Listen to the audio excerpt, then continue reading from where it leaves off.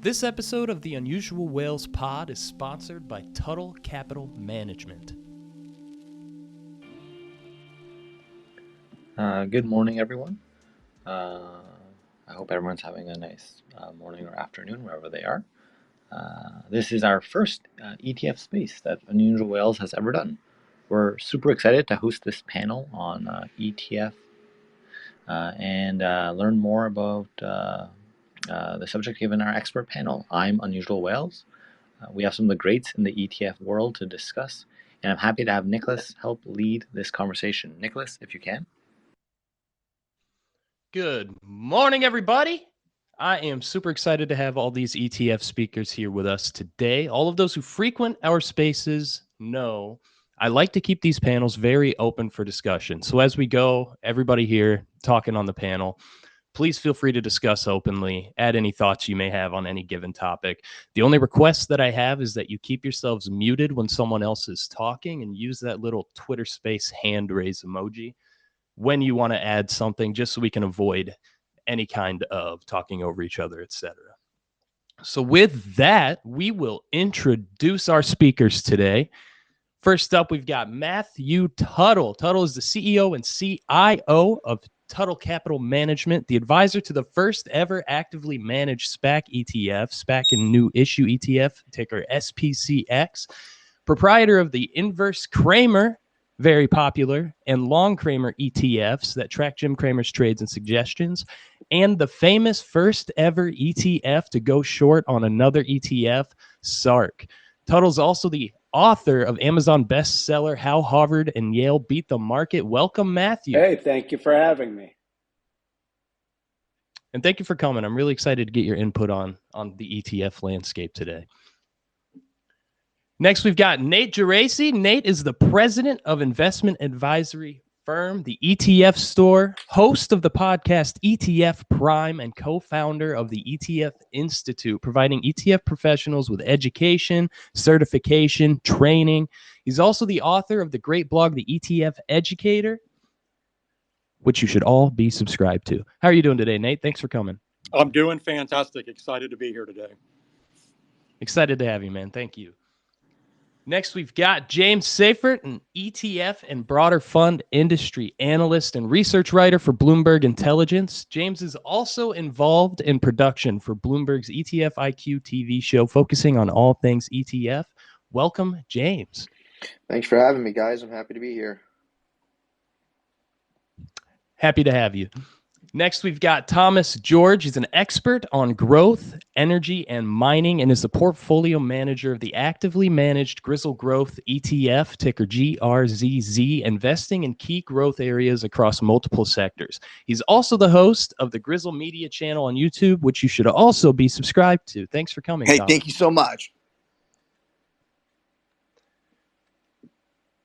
And next, we've got Jeff Weniger, the head of equity strategy at Wisdom Tree, an industry leader in weighted and active ETFs. Jeff is an expert in fundamental economic and behavioral analysis for strategic asset allocation with a long history of managing ETF model portfolios. Happy to have your expertise on the ETF space. Jeff, thanks for coming. Thanks for having me. All right, everybody. So to start things off, I want to focus on kind of a bird's eye view of the finance world at the moment and how the ETF landscape is adapting. We have had a difficult Fed, entrenched inflation concerns, a banking crisis, and overall unease in the markets in general. In turn, we have also had a heyday of investing post-2020, and the ETF world has changed significantly in the last 5 years, especially in the last 2. So to start us off here, Matthew, can you walk us through the changes in the ETF landscape over the last several years and how you guys position yourself given the changed market, especially given the new difficulties last year? Yeah, so, when I started off in the ETF space, it was just all index funds, trying to do low cost, beta exposure, and that was pretty much it. And it's really, it's changed a ton. There's a lot of new innovation. What we've tried to do is, focus on a lot of first of their kind things, tools for retail traders that, never existed before. You've got a whole bunch of new kind of actively managed things coming out. You've got, and just so you see how the ETF market's adapting to this current marketplace. You've got all sorts of hedging vehicles, the ability to, short things like ARC, the ability to short things like Jim Cramer, the ability to short single stocks. You've also got defined outcome ETFs now becoming more and more popular. You've got option strategies for generating income being more and more popular. And I think you're going to continue, as long as the SEC allows it, which they're kind of being dragged along kicking and screaming, I think you'll continue to see a lot more innovation in this space. And does anyone else on the panel want to add to what Matthew said? Yeah, I'll just add, dovetailing on his comment regarding active strategies. It's interesting because the roots of the ETF industry are obviously in passive. But if you think about the way the industry looks today, all of the plain vanilla exposures are pretty well spoken for. When you think about Vanguard and iShares and State Street, they have those locked up. And I would also argue that a lot of the rules-based smart beta strategies are pretty well spoken for too, because there's only so many ways you can do a value ETF. But if you think about active management, that can be a differentiator. I think, especially if you have higher active share, more concentrated active. If you can do that, you can differentiate away from the indices. And the ETF wrapper obviously offers the ability to deliver those in a lower cost, more tax efficient way.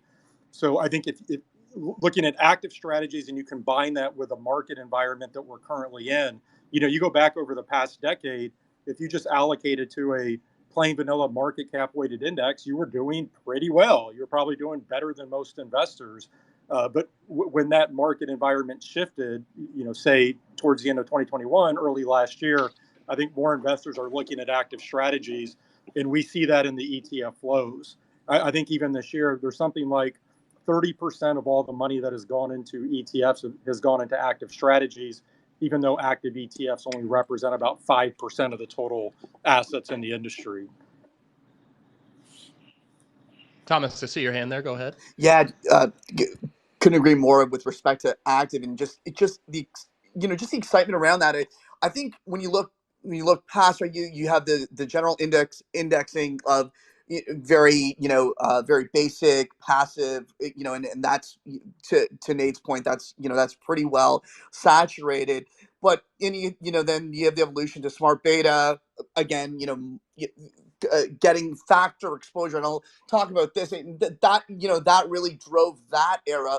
But I think now you're getting this unique space, which is pretty dynamic, where now you're getting factors that that are totally totally outside of what has been typically viewed as in the financial realm as factors, right? Like now you got the Kramer, right? You got the Pelosi. Like you have these dynamic areas where this is just so different, and when you add the element of like true concentration, so you're really getting torque into this new factor, I think things get really exciting, and it makes the landscape for investors much more exciting, because behind these unique products are real people with voices. Like this is not like the BlackRock the monolith just pushing out ETFs. This is like there's somebody behind it. There's a feeling. There's a excitement.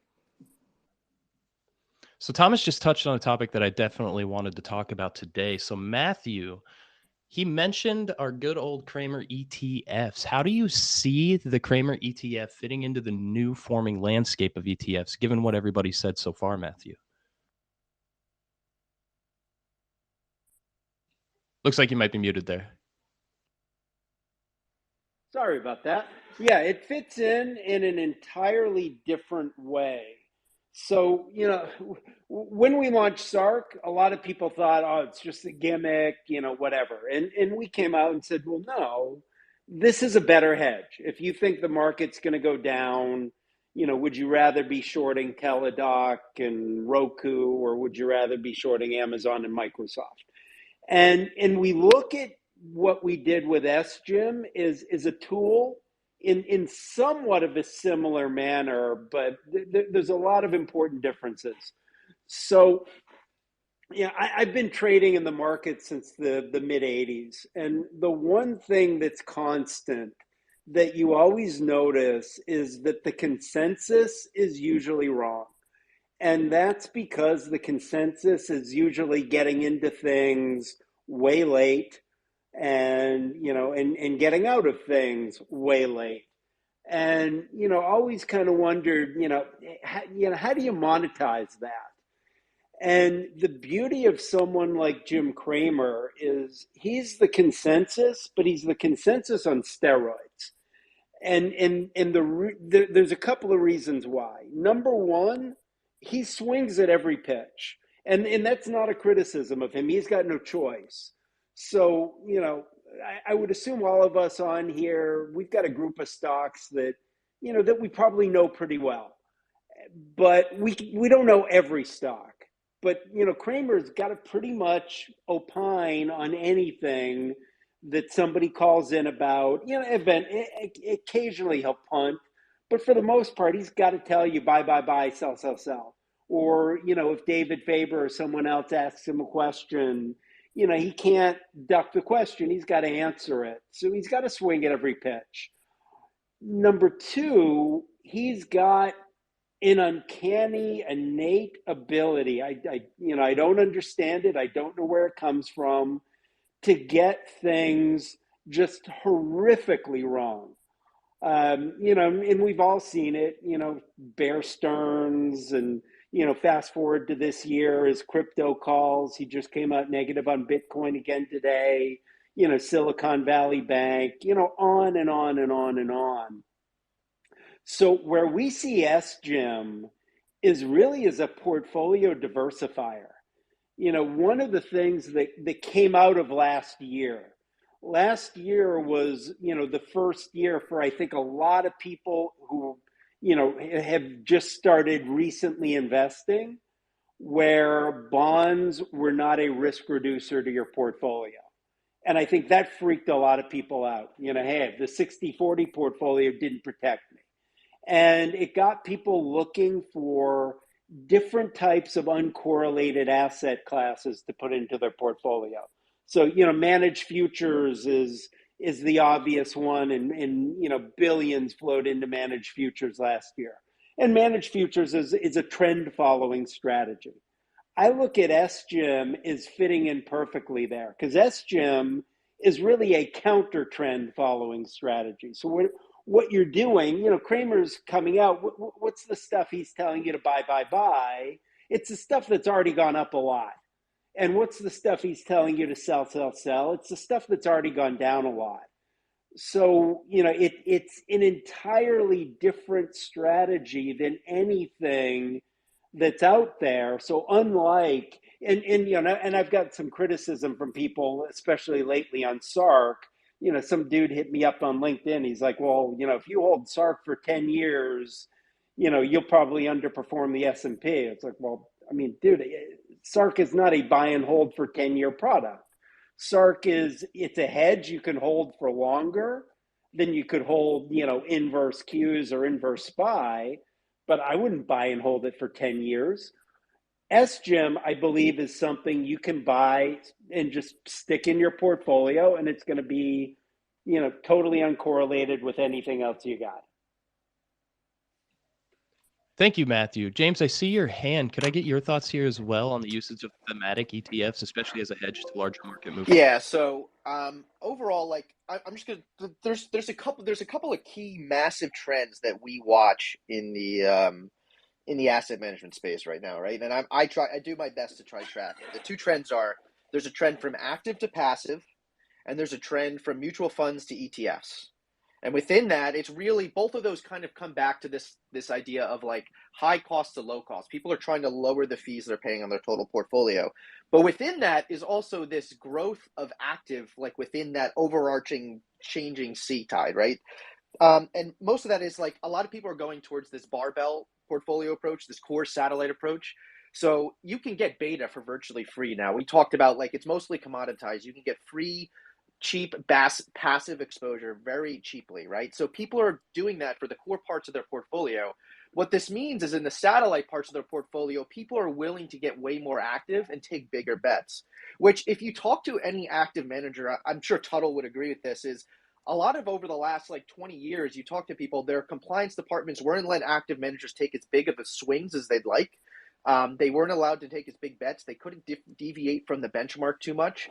And what ended up happening is like you had a lot of these relatively high cost mutual funds that were only deviating slightly from the underlying benchmark, right? But what people want now is they can get that benchmark for virtually free, right? So what they want in that satellite portion of their portfolio is they want things where they can take swings, whether it's these thematic things where they want to follow Pelosi or do an anti-Kramer or follow Kramer, what may have you. So what we're seeing is this is showing up in the data too. As Nate mentioned, a lot of the money, despite active ETFs only making up, I think they're just under 400 billion in assets. U.S. ETFs are almost $7 trillion asset base right now. So it's a very small portion of it. But what we're seeing is a lot of these ETFs, even passive ones that are thematic ETFs, are getting far more concentrated. And active ETFs are also getting more concentrated and more active. So they're not just holding the same things for a whole quarter or a half a year or what may have you. So there's this overarching trend of active managers getting more active, more concentrated, and taking bigger swings, because you're not going to pay 85 bips or 85 basis points for somebody to just give you the benchmark and then deviate slightly. You're going to pay that money for somebody who's doing something that's very differentiated and going out on the limb and doing things from bottom up or completely different top-down analysis than what you can get in a passive, virtually commoditized space. So that's how we look at the space. Now, some of this may have been driven by a lot of the zero interest rate policy stuff that we saw. So maybe some of that's starting to change now that interest rates, but we still see this as an overarching trend in the active space. James, can I ask a quick question? Just with respect to that, you gave that breakdown of active versus like the U.S. ETF landscape, just total AUM. Obviously, the fees are very different on these like pure active. Like, have you guys been able to break that down? I'm kind of curious to see how that breaks down, because obviously, that's going to be a very different shape of the pie. Yeah, so the way that we look at it, and the one thing that we keep talking about is people basically need to like beta adjust their fees. If, like I said, if you're giving somebody basically an index portfolio or a classic index portfolio and you're charging 85 bips, no one's going to buy that. People might buy that if you're going to charge 25 or 30 bips, though. But stuff where, like what Tuttle is doing that is way more intensive and way more tracking of different things or way more active and concentrated, people seem to be willing to pay up for those types of portfolios. So that's what we're seeing. So it's also a lot of this has to do with active managers that did what I was talking about, the closet indexing. They never passed on the economies of scale when some of these funds got to tens of billions of dollars. They never passed on the economies of scales and lowered fees for investors. So there's a bit of a backlash on the fee side of things, but people are willing to pay high fees for high active share as far as we're concerned, and alpha. If you can produce alpha and you're differentiated, people are willing to pay for it. And even if you're not going to be that high active share, but you're going to be active and differentiate, if you're going to offer that at a low price, people are willing to pay for that too. Ironically, Vanguard is on its way to being the largest active manager in the United States, which I don't think most people realize. But their funds, they're low cost and they're not super high active share. They tend to be somewhat close to benchmarks. Thanks, James. So, Matthew, few things real quick here. One, James commented that you'd probably agree with his sentiment earlier. So I'm curious if you agree with that. And I'd like to hear about portfolio expenses and how you break the fees down on your side.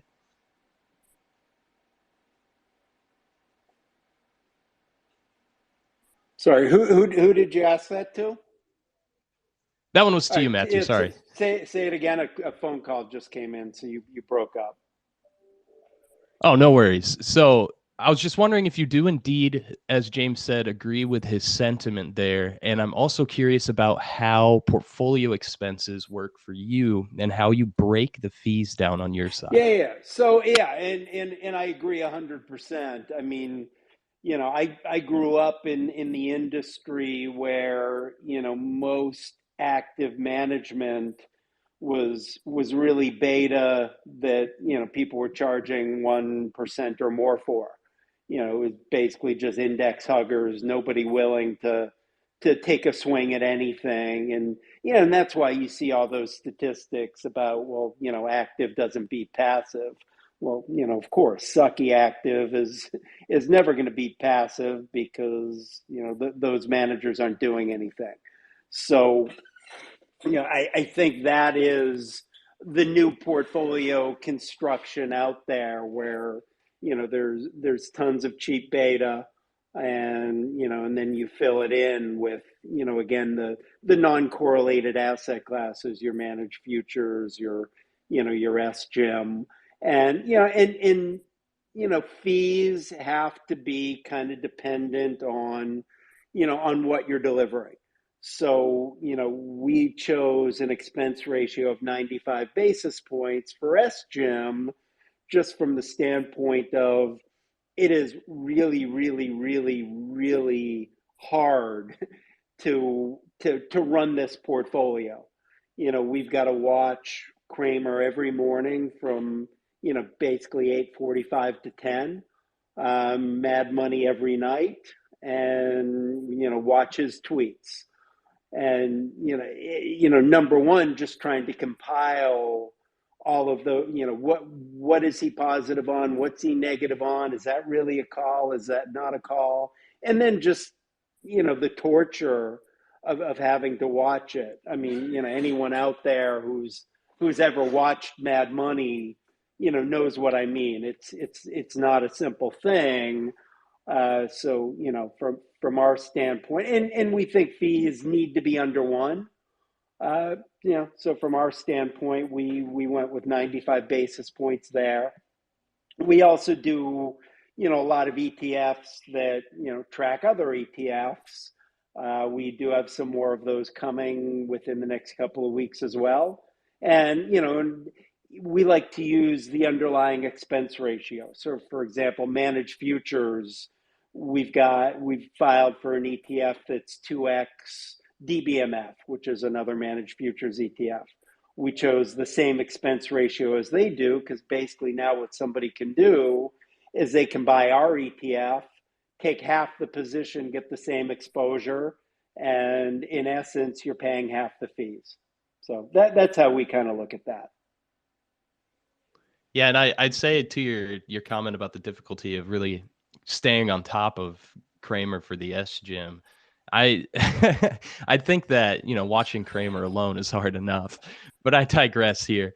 Nate, yesterday you tweeted of a past notion that ETFs were, quote, causing a bubble, and that now, as you said, another myth goes to die. Nate, can you walk us through what you meant by that? Yeah, it's so funny because over the past 10 or 15 years, as ETFs have grown, we've seen every type of scare headline out there about how ETFs are impacting the market, that they're impeding price discovery of the underlying, they're causing a bubble. You name, they're weapons of mass destruction. And think about the types of market environments we've seen just over the past 3 years. We had the COVID crash in March of 2020. S&P was down 34% over the span of a few weeks. Obviously, last year was challenging. And every time we've seen those market events, ETFs have proven their mettle, whether it's on the equity side or the fixed income side, or even looking at some of the alternative assets. And so I like to have fun with that, because people take these pot shots, or they have over the years, at ETFs as they have grown. But nobody goes back and looks at the track record of how those people are, whether those predictions were accurate. And interestingly, a lot of those claims, at least my experience has been, have come from active managers, particularly expensive closet indexing active managers, as James was speaking to, because the growth of ETFs has really exposed that space more than any other. If you're an active manager basically replicating the benchmark and trying to charge a point on it, you're out of luck now. And so a lot of those active managers were the ones who were taking shots at ETFs. But I won't get into all the data. The bottom line is that pick your market environment. You can even go back to 2008 and what happened during that time frame. ETFs have held up. They've been efficient price discovery vehicles. They've added liquidity to the market. They've acted as a buffer in volatile markets. So I like to have fun with it, but that was the gist of the tweet. So you Nate, actually gave, yeah, go ahead. I was going to say, Nate, you forgot my favorite one, which was that ETFs are worse than Marxism. There's a list. The- Your colleague Eric Balchunas, I think he has a list of like 15 of them. Yeah, exactly. Yeah. So I agree with everything Nate said, but I wanted to throw that one out there because that's just my favorite. It's too good. And that company who wrote that actually ended up launching ETFs like after they published that article. But They always do. Yeah. It never fails. So speaking of buffer, actually, excuse me, sorry. So we spoke a bit about how ETFs have an ability to be a better hedge on markets. And since we just, tickled the topic of buffers real quick, I'm curious to hear the panel's thoughts on buffer ETFs, those ETFs intended to limit investment downside. Notably, BlackRock's currently seeking to offer 2 separate buffer ETFs. And James, you've touched on this topic. Oh, excuse me, real quick. I'm going to mute you here, Matthew. We've just got a little background noise there. So, James, you've touched on this topic before at Bloomberg, stating the growth has been tremendous. What's the thought process behind these buffer ETFs, and what has contributed to their seemingly explosive rise to popularity in recent years? Are these buffers to cap losses a long-term opportunity or just a result of fearful times? Yeah, so I was extremely bullish on these things when I first learned about them coming out. They're essentially structured products. And what they do is they cap your downside exposure, but to do that, they also cap your upside exposure. So they might limit, like, you won't lose more than 20%. Up to 20%, you won't lose anything. But if the index that you're tracking goes off really strongly or goes up strongly, you might be capped at 15%. And it's kind of complex. You have to use all the Greek letters, theta, vega, all those types of things to figure out exactly where those caps lie. But the whole thought process, basically, you can define the outcomes with which you're playing, right? So I'm not going to lose more than X. I'm also not going to gain more than Y. So for advisors, they like this because they can guarantee things for their end clients, right? But they're definitely not long-term investments, depending on how you use them. For the most part, they should be used tactically, or they should be used as sort of like I've heard of advisors taking maybe a slice out of their fixed income portfolio when fixed income wasn't yielding anything, and they were putting some of these buffer ETFs in there, or defined outcome ETFs, into their fixed income sleeve. So in a 60-40 portfolio, you might take 5 to 10% of your 40% and put that into these type of buffer products, but still give you upside potential and seriously cap your downside risk. So a lot of people are using it for that. If you have money you need to use in a year from now or 2 years from now, and you really are worried about the market going down 40% or something like that, you really want to limit those risks, people are using it for those things. So people are using them for diversification. People are using them to time the market. There's a lot of reasons that people are using these things.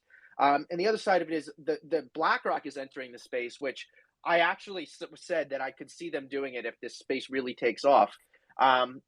Part of the reason they're doing it is because all the ones that are out there now track SPY for the most part. And so the ones that BlackRock is launching are going to be tracking IVV, which is their S&P 500 ETF. The downside here is that these are only price return indices, right? So most of the index returns, if you look back over time, are actually from these years where the market is up 50%. So if you're capped at 12, 15, whatever percent may have you, you're drastically going to underperform over the long term. But in shorter time periods, it gives you a more defined outcome, especially for somebody maybe in retirement or has money they have to spend over a certain time period. These things aren't cheap. They are only price returns, so you don't get dividend return from these things. They're not total return indices that they track. There's a few other things on here that make them not great for long-term holding, but there are ways that you can put them in a portfolio that they might make sense. So I'll just stop there. I think these things are great, especially they're just another tool in the ETF toolbox that advisors can dip into. I don't think there's something that every advisor should put in for every client, but there's definitely things that these can be used for and are being used for. On the other side, the one thing I didn't mention is that these things are relatively expensive, typically around 80 basis points. But if you compare them to the structured notes when you go to insurance providers and things like that, when you're buying them directly, they often cost a lot more. So these are way cheaper, a little more tax efficient potentially. So those are other reasons why this is growing very quickly, because there's already tens, hundreds of billions of dollars in structured notes that do things like this. And now they're just in the more transparent ETF wrapper. Thank you, James. So that actually brings me to another topic in terms of diversification and kind of picking and choosing where money should be parked. As many already know, mutual funds have long been a go-to option for many investors due to the wide array of options, diversity of investments they offer. Some, however, are now saying 33 years after the first ETF launched in Canada, 30 years after the launch of SPY, that we may be at a time or approaching a time where ETFs are a better choice for investors, and in some cases have claimed that mutual funds are becoming obsolete. So I'm going to kick this over to Jeff. Can you quickly walk us through the key difference between a mutual fund and an ETF? Sure, absolutely, and thank you for having me on the call. And I'll give you an example here of maybe it's recency bias, but an area where we've seen it. And as far as I can tell in my career, it's one of the first times I've really noticed it, which is the gut instinct in the money markets to not necessarily grab an open-end mutual fund, but to come over to the ETF structure for overnight money. What with everybody doing what we call the bank walk, right? Leaving their savings and checking deposits and looking to try to find a place for assets. We're over here at Wisdom Tree and we're saying, whoa, well, look at these flows coming in our short-term stuff. And part of that's the fee war, and part of it's just, I think, the embrace on the fixed income side of the ETF structure. Because if you go back to SPY launching 30 years ago, I think the first bond fund was probably 20 years ago. So there was that lagged effect between this was essentially a wrapper that was put on equity products, and then there was this big gap in time before the fixed income business and the alts and everything followed along. So that's one of the things that's noteworthy. But obsolescence of mutual funds, I've oftentimes said, because I'm 42 years old, so this might give an idea of, I'm not 22, I'm not 62, I'm a mid-career guy. And outside of a 401k, and outside of, from time to time, you find a closed-end fund at some big discount to NAV, I've never in my life purchased a mutual fund. And so here you have this person who's in the business, who's following this stuff day to day, and I've never bought a mutual fund, and I've been an adult for like 20 years. Why would I? You go into a mutual fund structure, and if it's in your taxable account, you're paying somebody else's taxes. That right there has never rubbed me the right way, right? Where if you're in an ETF, you're paying your taxes. You buy an ETF, you take a short-term gain, that's on you, you pay your taxes. But if I sell my mutual fund and you come in after the fact, you got to pay the taxes. So that's one of the things that when you use the term obsolescence to describe a mutual fund, maybe it's right. Maybe that's one of the ways to think about it. I mean, the rise of this structure, it's just a legal wrapper. That's what an ETF is. Through the years has been, I can piggyback on some of the previous comments, going on legacy products, charging 100 basis points, closet indexers, and these types of concepts that some of the prior speakers spoke to. It was basically a slam dunk that the last 30 years would gravitate towards ETFs. And I suspect, I don't see any reason why this trend wouldn't continue in the next 5 or 10 years until there's some other wrapper. I mean, that's the risk, is that there's something that comes after ETFs that comes and gobbles us up. I mean, certainly wouldn't be mutual funds by my estimation. And, the other thing that I've oftentimes thought about, and it hasn't happened just yet, it kind of, it almost started to happen with Cathie Wood, was I'm not sure why the legacy mutual fund houses haven't found a Peter Lynch type and said, hey, new Peter Lynch, you need to put together in the legacy wrapper, the mutual fund wrapper, 10 or 15 names. You can't do any more than that, because otherwise all this money is going to flow over to iShares and Vanguard. And we'll charge a reasonable fee over here at Legacy Mutual Fund Co. And if you can beat the bench, great. You'll be a star manager. Otherwise, owning 100 or 200 names at a legacy fee, I'm just not quite sure what the future is there. None of them have the guts to do it. So good for me, good for Wisdom Tree that they don't.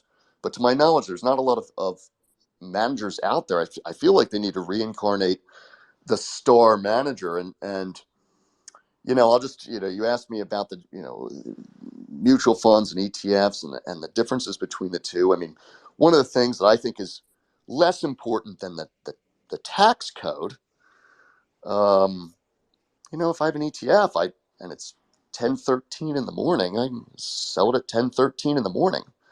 Whereas with a mutual fund, you have to wait till everything closes at the end of the day. That's one of the issues. And just to something that Nate said earlier that I thought was particularly interesting, and I've loved this through the years. Yes, the passive index fund is the reincarnation of Friedrich Engels and Karl Marx. That was a doozy from 5 or 10 years ago.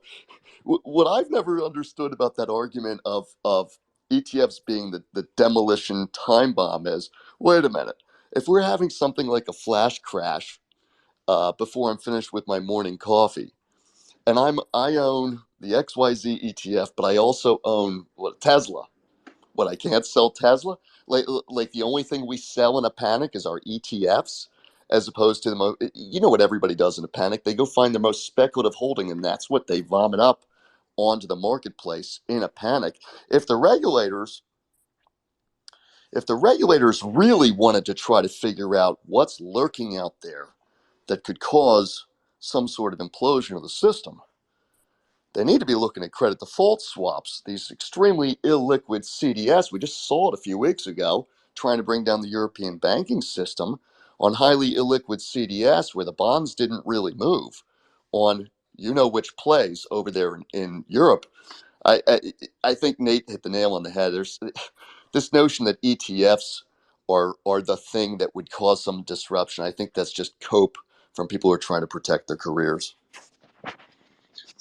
Thank you, Jeff. So I'll have another question here in just a second from Matthew, but first I want to hear some comments from the panel, given Jeff's comments here. Are all the would-be mutual fund stars going to the ETF world, or ETF, collapsing the world?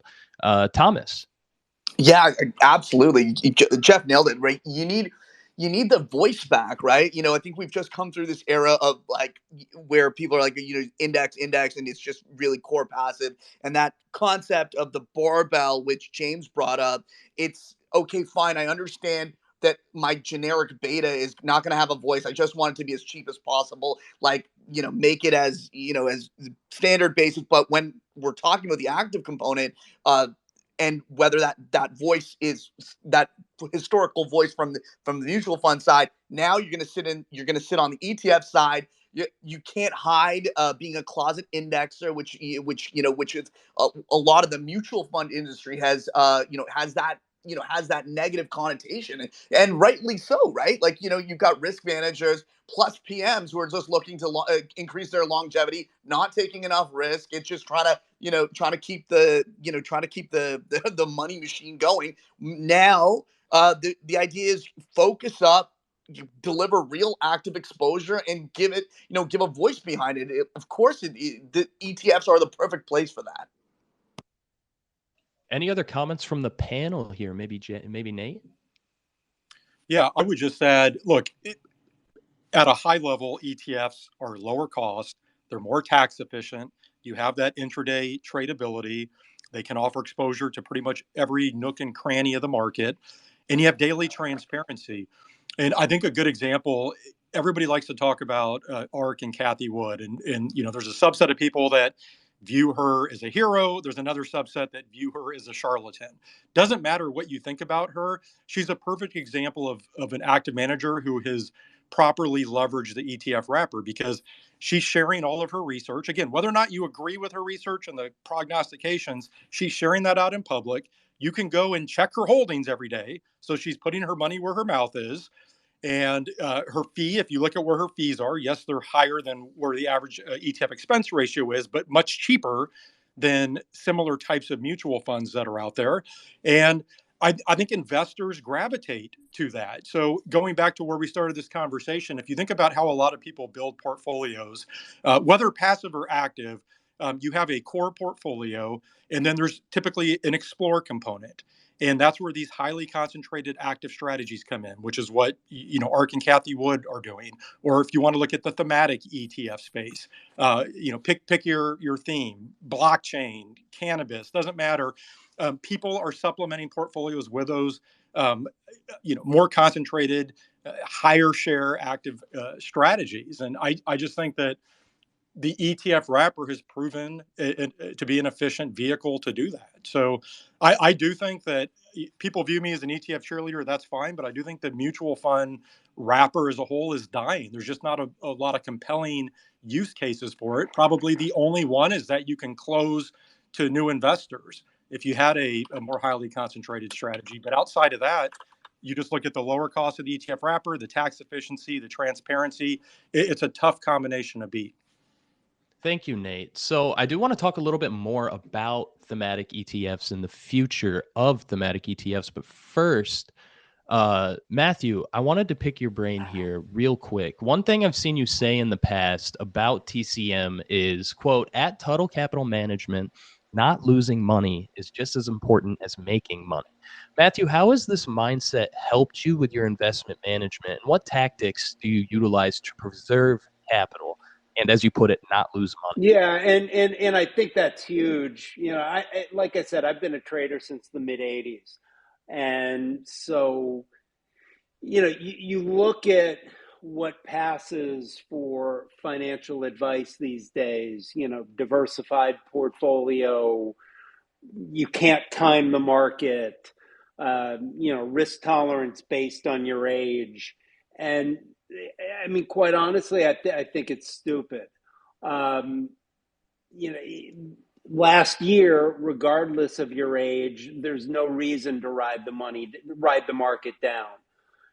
Can you time the market from the standpoint of, do I know where things are going to close today? No, I don't. Can I time the market from the standpoint of, do I know, times where, I want to be more heavily invested versus times I don't? Yeah, I definitely can. Do I know, this is a period where, I want to be careful with what I'm doing? Yeah. I also believe that people should be agnostic between long and short. There is such a stigma, in the financial area, but also, from dealing with the SEC, such a stigma to short selling where we tried to do the first inverse Bitcoin ETF when Bitcoin was at 60,000. The SEC threatened us with enforcement unless we withdrew the application. Totally and completely stupid. It would have been awesome. We've got a couple of inverse ETFs in filing right now that they're giving us a hard time about, where they're okay with the long side. So, we just think and the problem is you've got to have the time. But if you've got the time, if you're willing to learn and put in the effort, there's no reason you've got to ride the market down in a year like 2008. For those who are around 2000 to 2002. And then, one of the things we want to do is we want to provide education. So we do a free daily newsletter. And we want to provide, products that are tools that people can use, either to express, long side bias or downside bias. And we're working on, buy and hold things. Again, I think something like SGIM is a buy and hold tool. We're working on some other potential ideas for buy and hold tools to kind of look at portfolio management differently. Thank you, Matthew. So I'm going to kick next to the entire panel. We spoke about the SEC dragging and moving the ETF space. So given the panel's expertise, I'd like your thoughts on regulators enhancing or hindering the ETF space, especially given the future of ETFs. So this goes to the whole panel, but let's start with Thomas here. Yeah, obviously the unique nature of some of these innovative ETFs, and obviously I think the the whole industry is well ahead of regulators, right? And it's pushing the envelope, and I think that's a good thing. I think you do want some checks, right? And I don't think you can't have something just balloon out of control. And I think what they've done has made sense so far. But from my perspective, the ETF industry itself is really pushing the envelope, which I like. Like you got single stock ETFs. It's all super interesting. Yeah, I'll chime in here. So like the one thing I would say is, I mean, I've only been in the industry about 10 years, and I never really thought too much about the regulators in this industry. They for the most part were protecting investors. They were doing the right things. I will say that since Gensler came to the SEC, I feel like there's a lot more of a chokehold on the industry and a lot more limiting of investment, a lot more limiting of innovation on his side of things.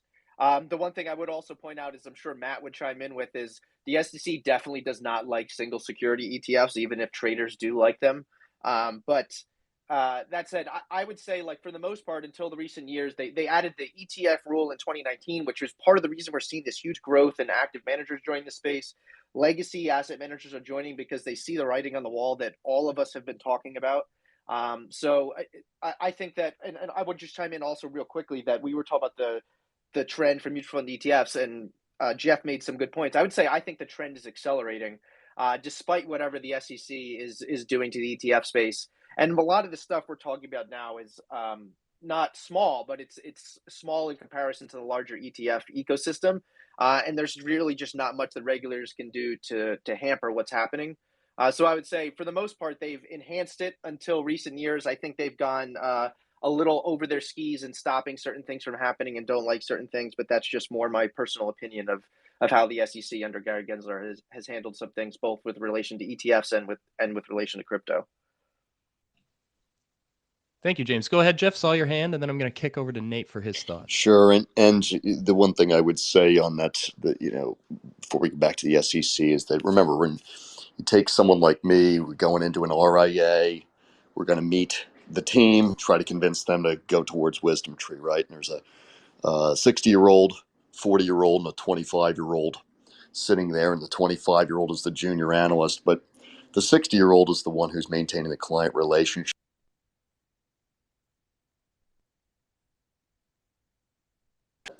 Looks like we might have lost you there. Am I back?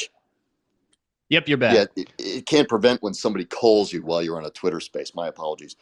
You got the 60, the 40, and the 25-year-old, and the future of the firm is going to pass the baton to the 40-year-old, who will then teach the 25-year-old how to be the future of the firm at this fictitious small RIA. And the business might have been built 25 years ago on a mutual fund mandate, but that 25-year-old is in there looking to do ETF diligence, and most of the time that's the person you're talking to, truth be told, in these relationships. Now, on the matter of the regulators, one of the things that's coming up might be a little bit of an issue for the industry, and a lot of this is going to depend on which way the winds blow with the energy complex, the climate initiatives, the ESG stuff.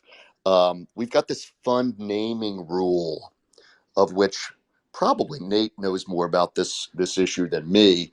But essentially they're saying, look, there was some greenwashing going on with ESG. The ESG stuff really, really had a tough 2022 because there was a lot of exclusion of the highest performing group, which is oil and gas. They're going to take a better look at that. They're also talking about, this would affect, like Wisdom Tree, this would affect us because they're also taking a look at when you call a fund growth, or when you call a fund value, what does that mean? So this could be an issue. I don't know how big of an issue it is, but we've got the ESG is now in the spotlight. So we'll see if it ends up being a bigger 2023 and 2024 story than 2022. But just thinking about regulators, that's the first thing that comes to my mind. Thank you, Jeff. Nate, I'd like your comments here as well before we move on to the next question. Yeah, I'll just say, look, the SEC clearly has a difficult job, and the ETF industry makes that even more difficult because the industry is constantly pushing innovation. There's a reason the ETF space is called the Silicon Valley of asset management, and the SEC has to regulate that.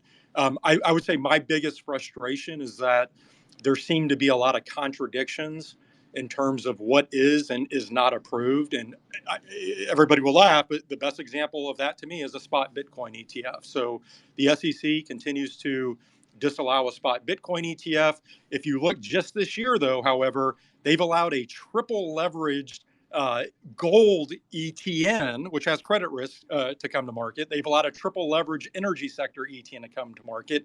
Inverse versions of both of those, also triple leverage, but yet they won't allow a spot Bitcoin ETF. They've also allowed, the Grayscale Bitcoin Trust, which trades at a 35 to 40% discount to be out there and available trading over the counter. A company like MicroStrategy, which is levered up to buy Bitcoin, is effectively a Bitcoin ETF proxy. I just think that there are some contradictions like that are frustrating. Now, I'll also say that I think crypto is probably the biggest opportunity in the ETF space overall moving forward. I do think at some point the SEC will get more comfortable with crypto. Ultimately, that's going to be on Congress to put some semblance of a crypto regulatory framework in place. And once that happens, I believe the SEC will ultimately have some oversight over crypto exchanges. And then when that happens, you'll see crypto-related ETFs proliferate. Now, I think the opportunity there is, I don't know that it's so much on the spot Bitcoin or spot Ethereum ETF side, because I think most major brokerages will offer direct trading in those types of crypto assets. We've already seen that with someone like Fidelity. So I think the ETF play will be index-based or actively managed crypto offerings. So investors will want to own a basket of crypto assets just like they own a basket of stocks. But I think crypto is probably the biggest conundrum for the SEC right now on the ETF side, but I think it's also the biggest opportunity.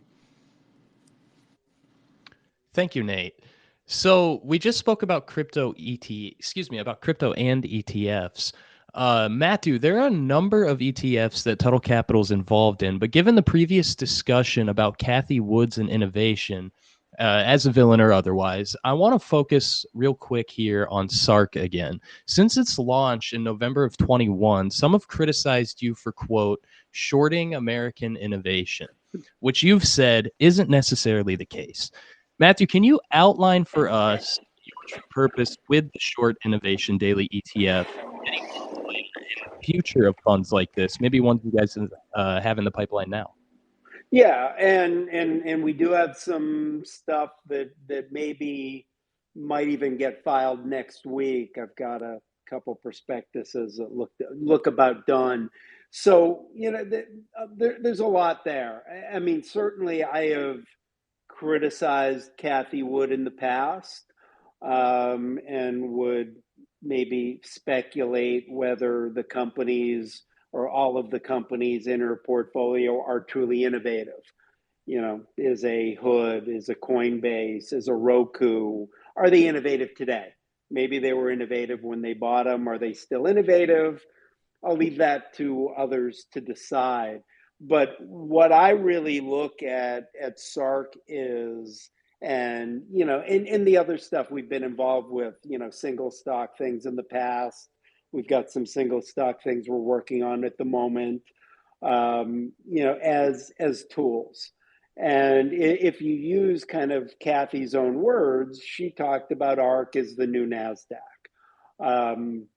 Whether it is or not, we'll leave open to debate. But if you look at the NASDAQ or, the NASDAQ 100, I mean, there are at least 2 or 3 inverse ETFs on that. And if you look at any major index, there are ways to play it from the long side. There are ways to play it from the short side. And, and again, as I said before, I'm a huge believer that you ought to be agnostic between long and short.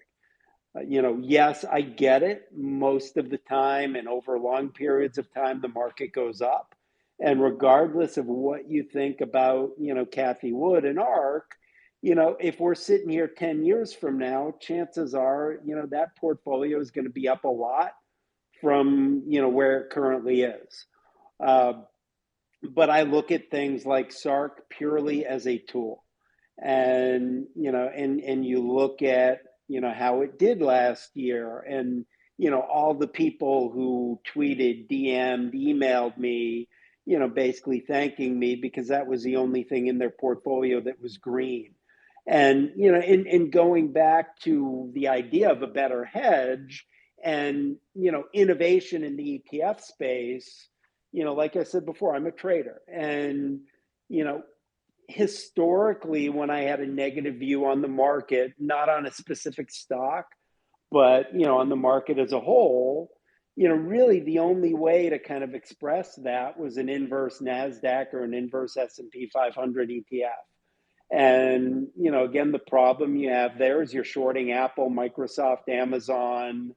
Also the money flows are against you because money is constantly flowing into the S&P and the Nasdaq. So again, I go back to my previous statement. If you are negative on the market, which types of stocks would you rather be shorting? Mega cap tech or Roku, Teladoc, and in some of that other stuff. So that's my thought on that. James and Thomas, I see your hands. Let's go James, then Thomas, and then we'll get things moving along again. Yeah, I actually had this exact conversation with Matt in person last week or the week before, talking about Kathy. A lot of the criticisms of her and the way that her portfolios run, some are valid. Some of the stuff Matt just spoke about is you can certainly make those criticisms, but some of it isn't valid. People want her to move more to cash, to go to like other funds. She didn't rotate. I mean, if you're paying Kathy to invest in innovative type companies, right? And then she goes and buys something like Mobil, or like puts more money into Apple or a large part of her portfolio. Do you know what's going to happen to her fund and her investors? They're all going to leave because she's not doing what she's supposed to be doing. So I think that's part of something that people don't realize. Like, she's an active manager and she's almost broken out like in her own niche as like this super high tech, low profit or no profit area. So that's what she's known for, and that's the space she's playing in and staying in with ARKK and these other products. So like, she can't differentiate and start moving to other areas of the market. She can just trade around within those markets. And like I said, there's plenty of criticism you can make of her, but people are using her and paying for her high concentration, high active share portfolios. And if she differentiates, which people criticize her for not doing, it would be bad for her and her company as far as we're concerned. So that's one thing I would say and add on to what Matt was just talking about, that I feel like a lot of people outside the ETF industry really don't fully comprehend. So yeah, I'll stop there. Thank you, James. Thomas. Yeah, and so the GRZZ ETF, we're invested in innovation and disruption, and our take is that the criticism around Kathy, it's not around the innovation, it's just what she how she's put that in a portfolio. And what we'd say is what she looks at is science fair companies, like disruption at any price. This is where the cash flow acceleration is in a time frame, call it 10 years out, that no one can really put their finger on. In 2022, you really saw what disruption at any price does. Our view is disruption at a reasonable price. What would historically call it growth at a reasonable price, we call it DARP, where we think that sweet spot is in the 4 to 6 year range, where that cash flow inflection happens. And I think that's the real key point here. It's not what people want is innovation. I think what Kathy has, while it's a unique set of companies, it's basically science fair innovation, right? And where it's that cash flow inflection that's so far out. Whereas I think there's a great group of companies, some of them could be very large cap, like Microsoft, as we're clearly seeing now with AI, that they can be large cap, they can be they can be mid small cap as well. But that cash flow inflection happens in that 4 to 6 year period, and I think that's really the differentiator, right? So we were running our DART philosophy. We've been running since the start, but we had a full calendar year in 2022, and we outperformed Kathy by 47%. And that's like usually, and that really, I think the key part is that's on 2022. Obviously, that's a key year, because what you're seeing here is that one of the biggest criticisms of her strategy, and when you invest in sci-fi growth, is your drawdowns are extreme. Her drawdown in 2022 was minus 72%. It's an incredible number that I don't, when you think about putting that into how much ARK could I possibly own in a portfolio asset allocation wheel? Maybe this is a question for Nate, and just kind of broader, is how can you even put that in a real serious slug when that drawdown is that significant? Yeah, all I would say to that is that one of the beautiful things about the ETF space is it's a meritocracy. And going back to the transparency of the ETF wrapper, any investor out there can see exactly what a manager is doing, what they own at any given time, and then make a decision as to where they allocate their money. And more investors just have to do that. So, Thomas, I mean, to your point, somebody can look at your ETF and they can look at ARKK and they have to make that determination. Now, one of the things that obviously Kathy's done really well and is very effective at is marketing.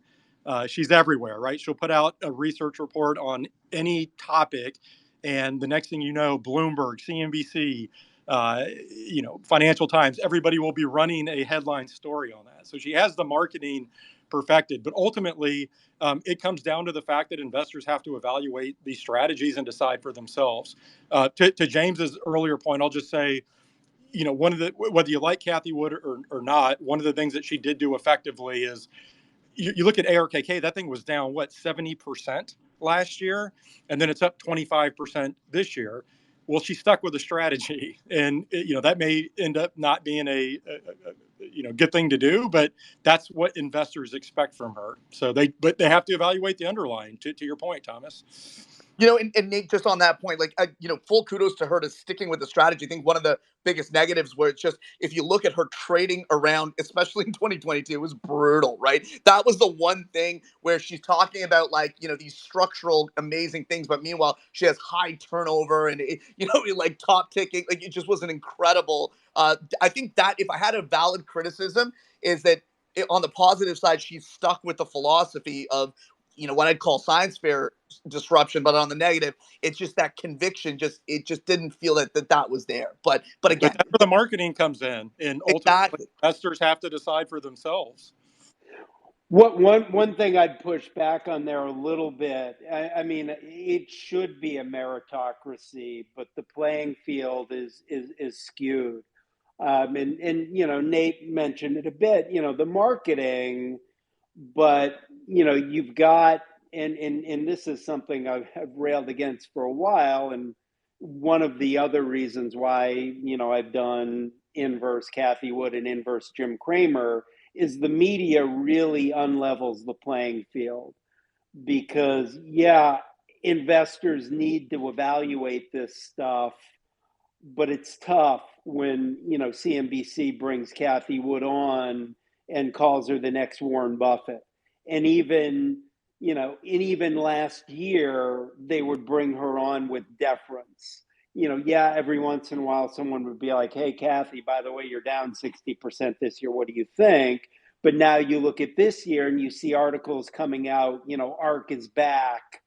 So it should be a meritocracy, but it is very difficult.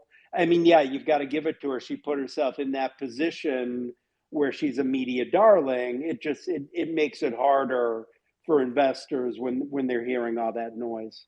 Matt, just on that point, it's a great point, right? Because you see the stuff coming out now with Chamath and leverage that he had it, but it just was incredible how CNBC just gave these characters that ultimately had huge drawdowns, right? But 100% underscoring your point.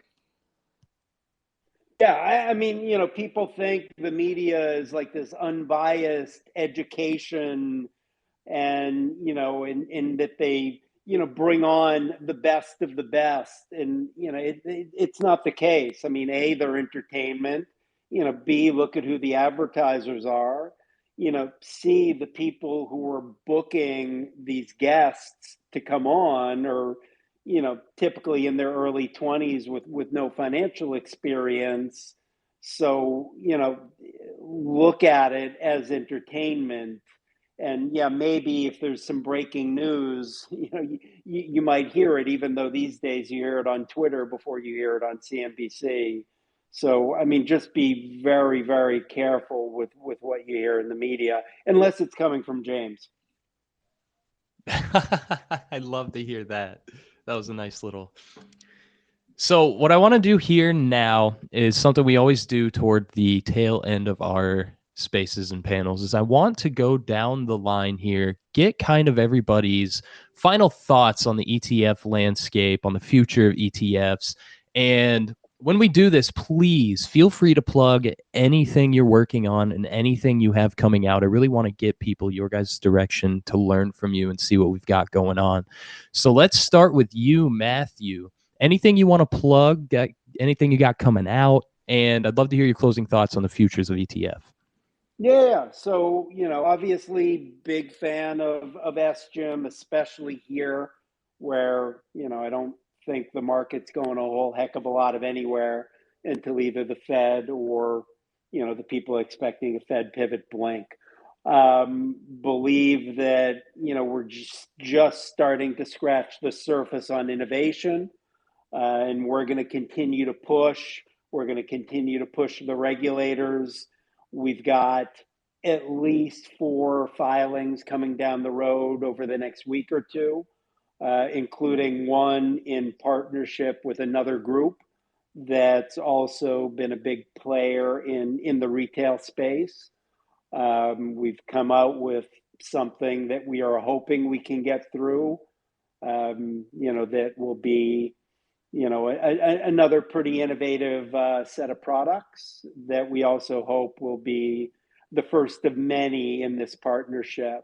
And it will be interesting to see if that model kind of continues to grow, because as James as everyone knows, the ETF marketplace is very top heavy.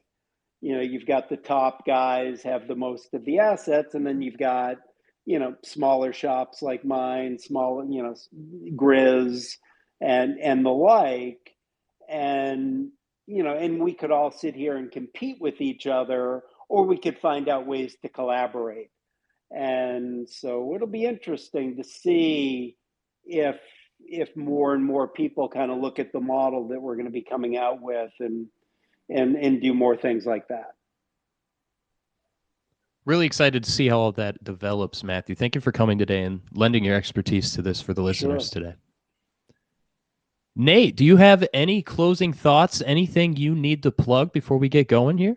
Yeah, I'll just keep this very basic. I think the high-level future for the ETF industry is clearly continued growth. I think pretty significant growth. There was actually a new survey out earlier this week from Brown Brothers Harriman where they said the global ETF industry would hit $30 trillion over the next decade. So it's at less than $10 trillion right now. We can debate the specific numbers, but I think the point is that the longer term trajectory for the industry is up. And what that means is it's going to create a lot of opportunities for ETF issuers, a lot of opportunities for investors. And I'm not really big into plugging things, but I'll just call out, I founded something called the ETF Institute, which focuses on ETF education. And we talked today about things like buffer ETFs and options-based strategies. And I brought up crypto ETFs. I think education is going to be key for people within the industry and for investors outside of it. And so that's something that I'm really focused on. It's also something that I do on my weekly podcast, ETF Prime, where I bring on resources from across the ETF space to educate investors on end products. And I'll just point out, Matt was talking about the narratives that are pushed by CNBC and Bloomberg. What I try to do on my podcast is give a platform to everybody. So I've had Kathy Wood on the podcast. I've had Matt Tuttle. We try to give everybody an opportunity to talk about their products and how investors might use them. So in any event, thank you for hosting this today. I've really enjoyed it. And thank you for coming, Nate. And I couldn't agree more that education is key. I'd say education is key in general. Knowledge is power, as they say. Thomas, do you have anything to plug here? Any last comments on what's been said during the panel? Well, yeah, it's been a great panel. Thank you guys for hosting. And I just, final takeaways. I think innovation and growth still remain one of the key areas to invest in.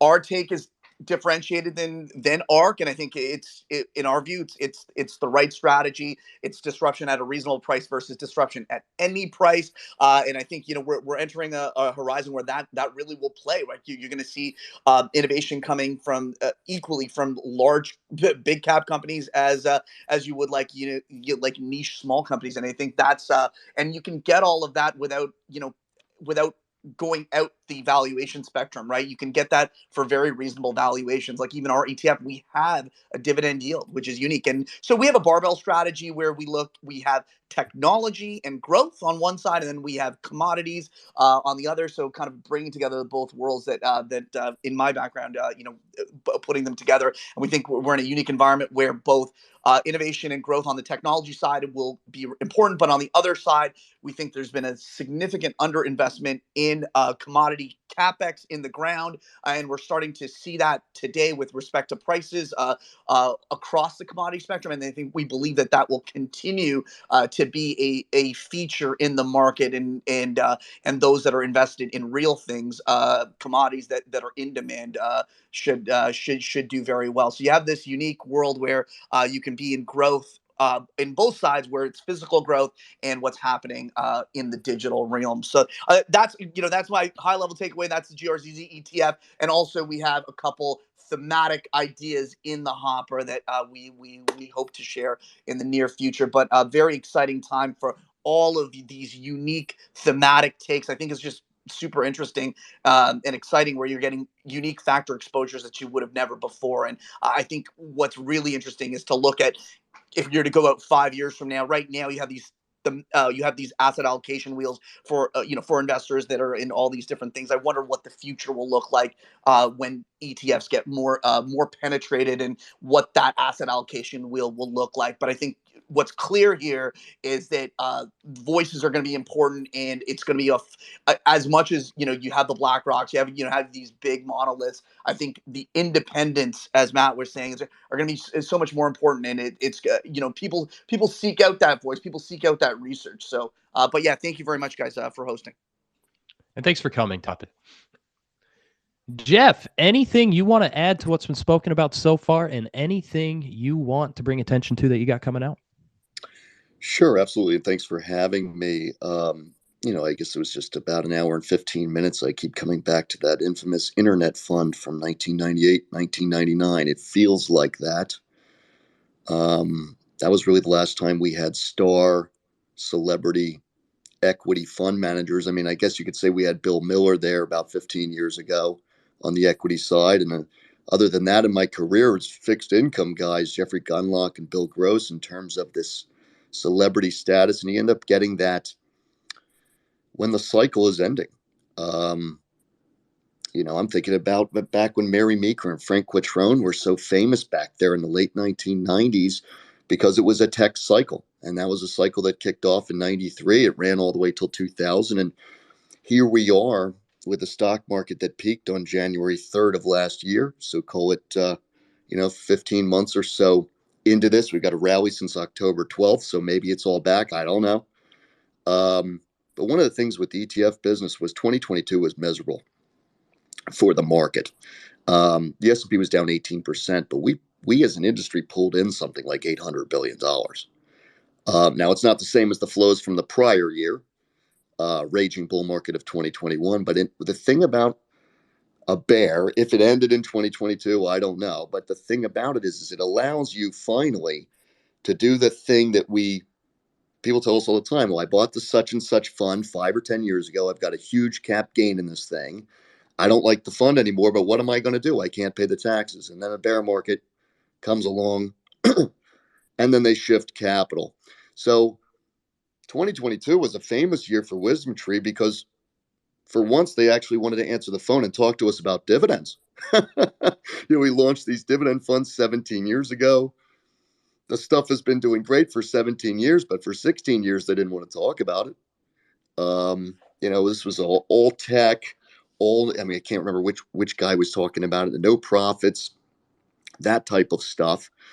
And that's because it was a speculative market, certainly in 2020 and 2021. And we'll find out if that ends up ending. But one of the things I will conclude with is the interesting phenomenon whereby Wisdom Tree and Power Share, I mean, you just find any old operation that's not iShares or Vanguard. 10, 15 years ago, people hadn't heard of us. It was novel. They didn't really know what an ETF was. And now you get to a point here where you're the strategist at the shop. The funds are 17 years old. They seem primed for a dividend cycle. And now we've been through a lot of things, Brexit and COVID and you name it. And I think that may be one of the sources for flows in the coming years. These 10 or 20 or 30 operations that are, I believe, household names at this point with 15 and 20-year track records starting to pull assets as people continue to move away from mutual funds. So thank you for the invitation, and I'll pass to the next speaker. Thank you so much for coming, Jeff. It's been really great to have your expertise here. And I've really enjoyed hearing all of you bounce off of each other. And it's also really nice to hear all of you kind of giving callbacks to one another as well. I can see there's a lot of respect within the ETF industry. And it's just been a really great space. This is really fun and cohesive. I learned a lot. I'm sure everybody listening today learned a lot. And so, folks, this will be our wrap on today's ETF space. Make sure that you're following and paying attention to everybody up here. Keep an eye on Total Capital Management. Keep an eye on Wisdom Tree. Keep an eye on Grizzle. Definitely have a lot to learn from these folks. If you came in late or missed any of the space, you didn't miss anything at all. This was recorded. You can find it directly here on Twitter, right where you joined from. We'll also be releasing this later as an Unusual Whales podcast on Apple, Spotify, and YouTube. Keep an eye on the Unusual Whales page for upcoming spaces. We have CPI on the 12th, 7:50 Eastern in the morning. We'll be going over CPI with some experts on that. Thanks again for coming, everybody. Thank you, Matthew, Jeff, Thomas, Nate, and James. Really great to have you guys here today. I can't thank you enough.